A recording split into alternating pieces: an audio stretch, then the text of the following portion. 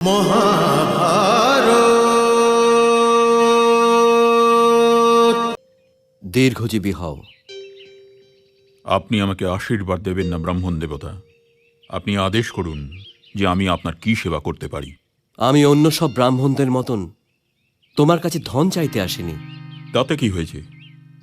যদি অন্য কিছুও চাইতে এসেছেন তবে আমি আপনার চাওয়া অবশ্যই পূর্ণ করব। বলুন, কি চাই আপনার? আমি তোমার কবচ চাই, তোমার কুণ্ডল চাই। কিন্তু এই দুটো বস্তুই আমার শরীরের অংশ।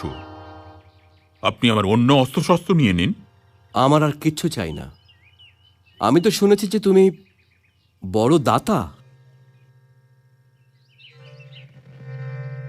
আচ্ছা, এই দ্বিতীয় প্রণাম কেন?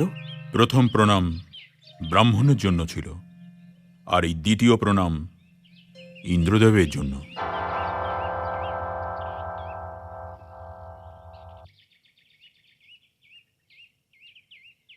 কিন্তু আপনি চিন্তা করবেন না। আমি এটা জানি যে আপনি আমার কাছ থেকে আমার কবচ আর এই কুণ্ডল কেন চাইছেন। কিন্তু হে ইন্দ্রদেব, আমি প্রতিজ্ঞাবদ্ধ। আপনি আমার কাছ থেকে এমন সময় চাইছেন আমি আপনাকে না বলতে পারবো না। এটা আমার জন্য বড়ই গর্বের কথা যে আমি একজন এমন মানুষ যার সামনে স্বয়ং দেবরাজ ইন্দ্র হাত পেতে দাঁড়িয়ে আছেন।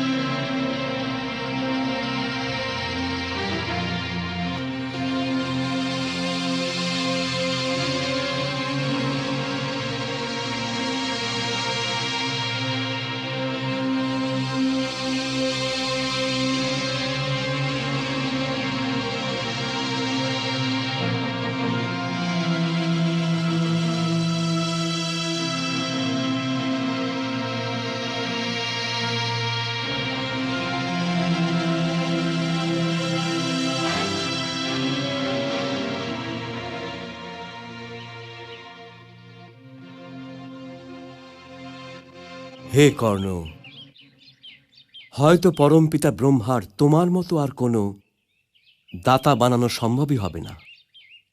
সূর্যদেব তোমাকে বলে দিয়েছিলেন আমি আসতে পারি। উনি তোমাকে এটাও বলেছিলেন যে আমি কি চাইতে পারি। তবু তুমি এই সময়কে মুখ ফিরিয়ে নাওনি। তুমি তো কেবল এই মুহূর্তের সামনে দাঁড়াওনি, বরং তাকে পরাজিতও করেছ। কোনো বর চাও বৎস, যা মন চায় চেয়ে নাও। ইন্দ্র না বলবেন না। হে ভগবান, কোনো কিছু দেবার পর কোনো কিছু চেয়ে নেওয়া সভ্যতার বিরুদ্ধে যায়। যদি কিছু চেয়ে নিই তবে আমার দেওয়াটা নিরর্থক হয়ে যাবে, দেবার কোনো মানেই থাকবে না। আমি ক্ষমা চেয়ে নিচ্ছি ভগবান, কিন্তু এই সময় আপনার কাছে কিছু চেয়ে নিয়ে দানের মর্যাদাকে লঙ্ঘন করতে পারবো না। কিন্তু আপনাকে বর্তমান আর ভবিষ্যতের পরনিন্দার থেকে বাঁচানোর জন্য অবশ্যই কিছু চেয়ে নেব। যদি উচিত বোঝেন তবে আমাকে শক্তি দিন, শক্তি। তথাস্তু। এই নাও।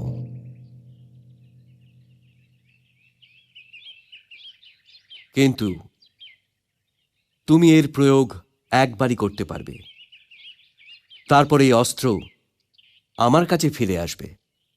আমি এই অস্ত্রের প্রয়োগ দুবার করতেও চাই না ভগবান, কারণ এই সংসারে আমার কেবল একজন মাত্র শত্রু আছে, একজনই।